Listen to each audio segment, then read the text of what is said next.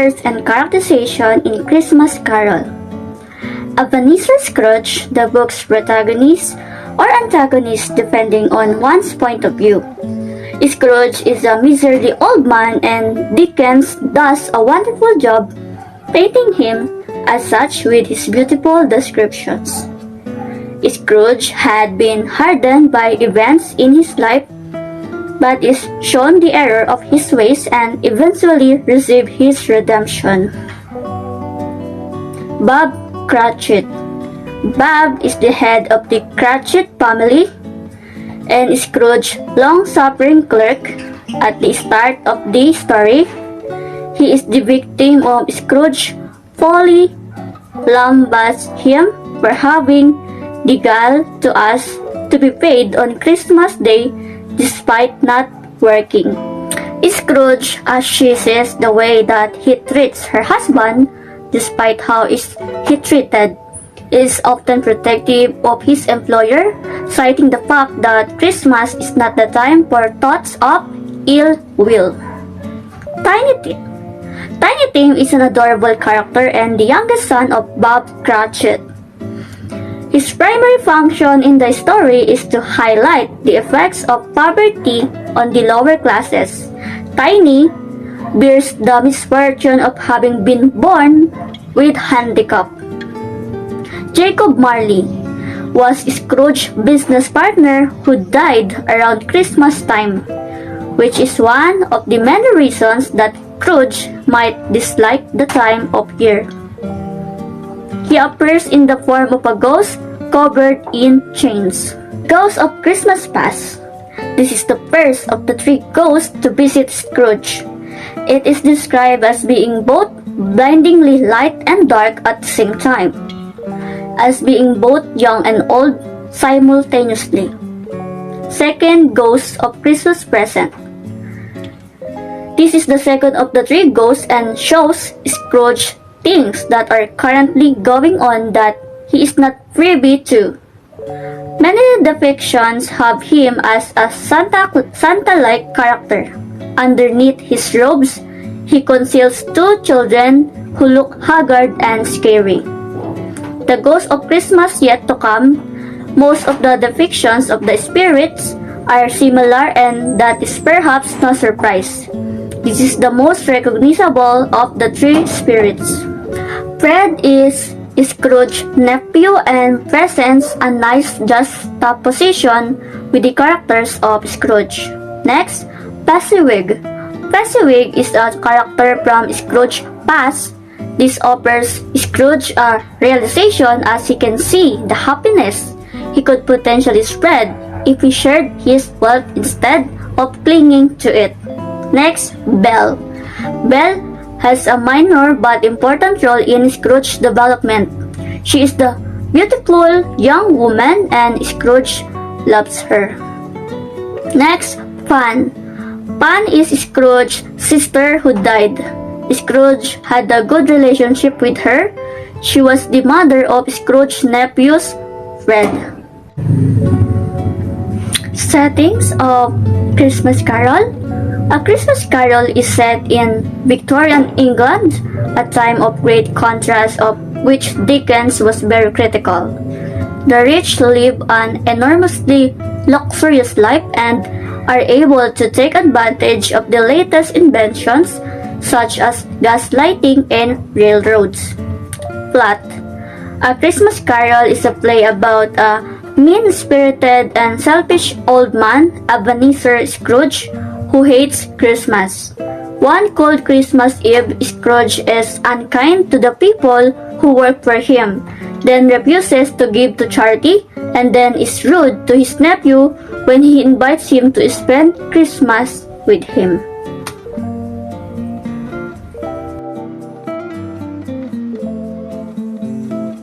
The point of view of the story of A Christmas Carol is in the third person. In this story, usually told us, he said or she said or Scrooge watched them. In this story really overlap. The story changed from first person to third person several times. during the course of the story.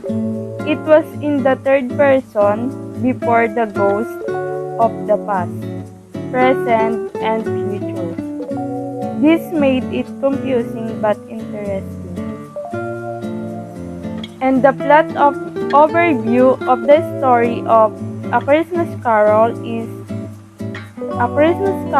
a play about a mean spirit and selfish old man, Ebenezer Scrooge, who hates Christmas. On Christmas Eve, Scrooge is visited by a series of ghosts, starting with his old business partner, Jacob Marley.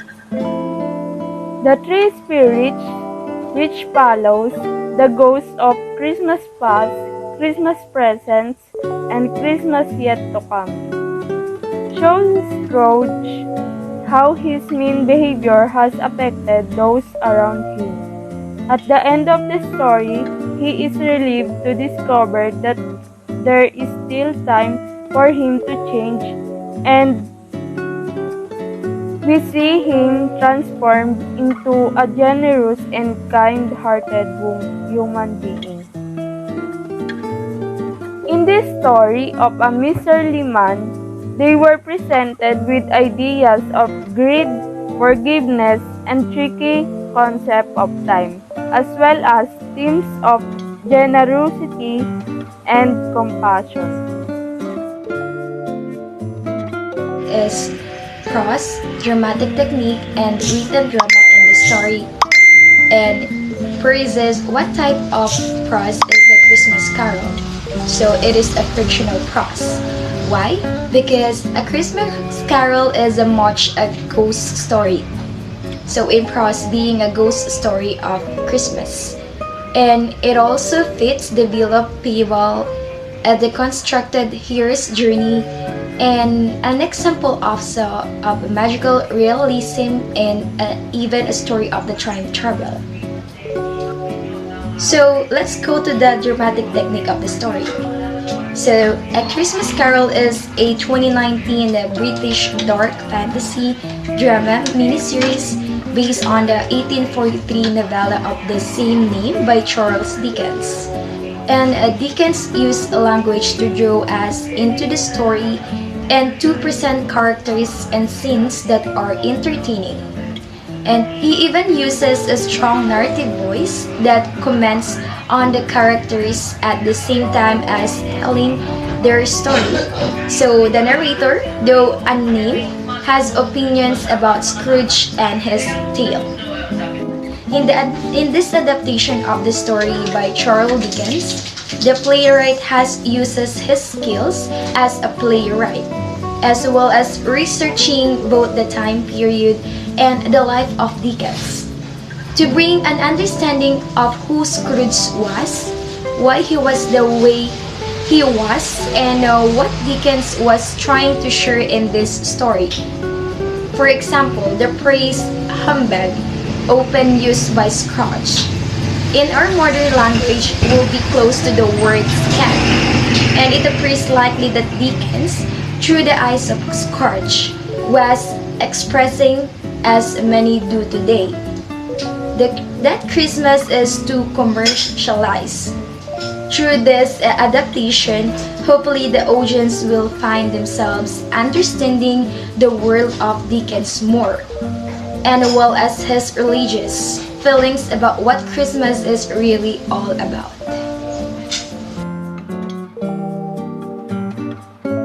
The actual stylistic analysis, genre, elements, purpose, and style. The genre. The main genre of A Christmas Carol is a novella or short novel.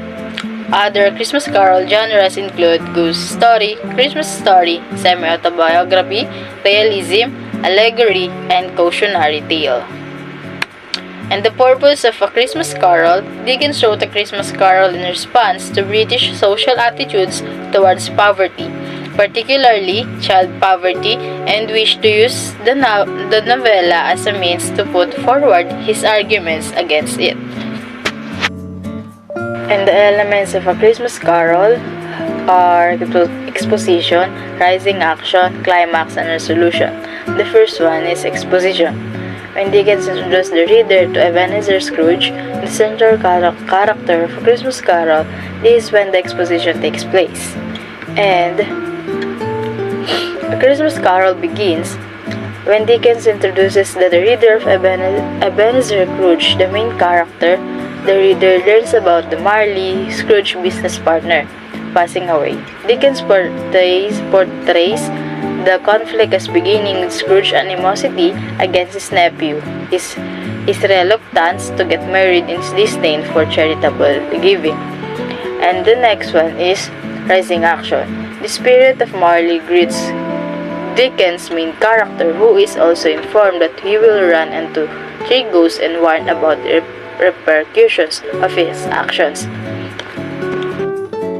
So here, Dickens is greeted with the ghost of Marley and is advised that he will encounter three ghosts and warn about the consequences of his decisions. Scrooge is given the opportunity to view both his previous and present Christmases as part of the developing drama with the second ghost who visit him. As Scrooge thinks back on his prior Christmases alone, the reader learns the reason behind his disdain of the season. Throughout the current Christmas season, he comes across people he has hurt. And the third one is climax. When the ghost of Christmas yet to come visits Scrooge in A Christmas Carol reaches in his lowest point. Scrooge experiences a visitation in which his death is celebrated and his funeral is skipped. This occurrence serves as the catalyst of Scrooge's wish to change.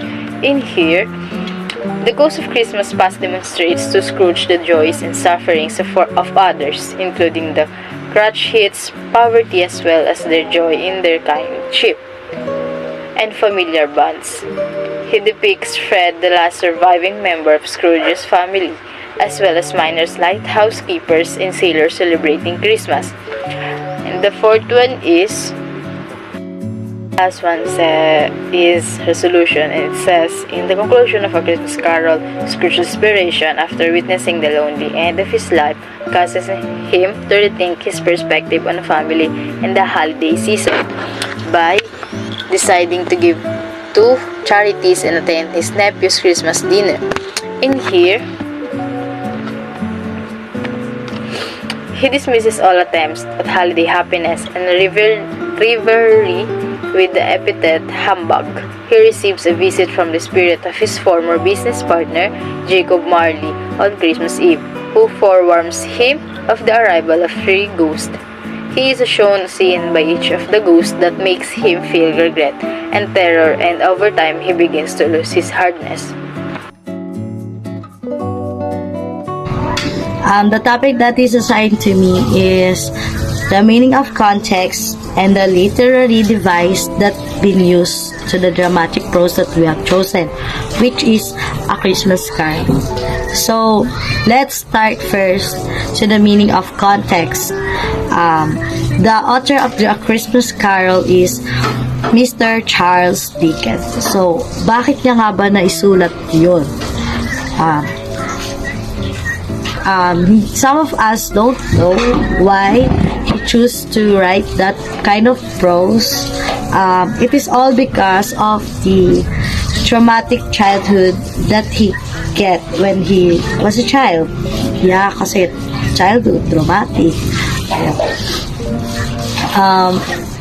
It is due to the minimum wages that they are suffering.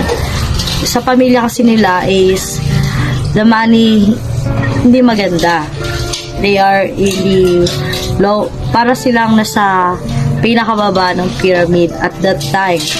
So, the crimes is very prone on their areas. Then, parang hindi siya ganun kasaya.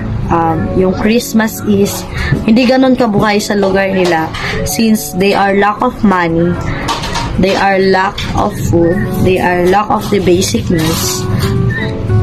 Because of that, it led him to write the A Christmas Carol.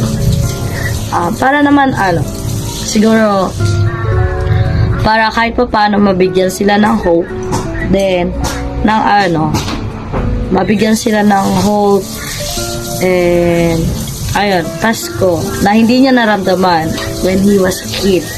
So, he used in his device is the plethora of literary device, which is simile, metaphor, imagery, and the denouement.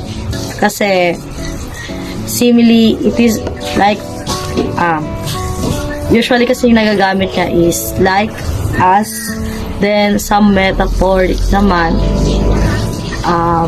kailangan nyo yun kasi parang fantasy kasi yung tema nung dramatic prose na sinusulat niya. Then the literary device is kagaya po ng sa device means, which is plethora, simile, metaphor, imagery, and denouement pa rin. Yun lang, that's all.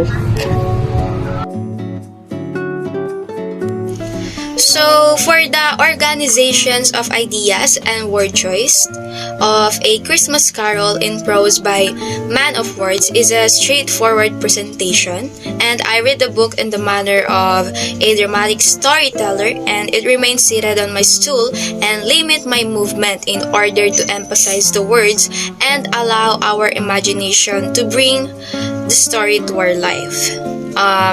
Dungeon's original captures aids in visualizing the four ghosts of its story, and their foreboding the presence in the show says it all. This is a ghost story, and it's an interesting story to hear, not unlike to the Christmas tree, mistletoe, gift giving, Christmas carols, and even the date of the holiday. Christmas ghost stories have their origins in pagan winter festivals, and this tradition is also linked to the Victorian era spiritualism movement.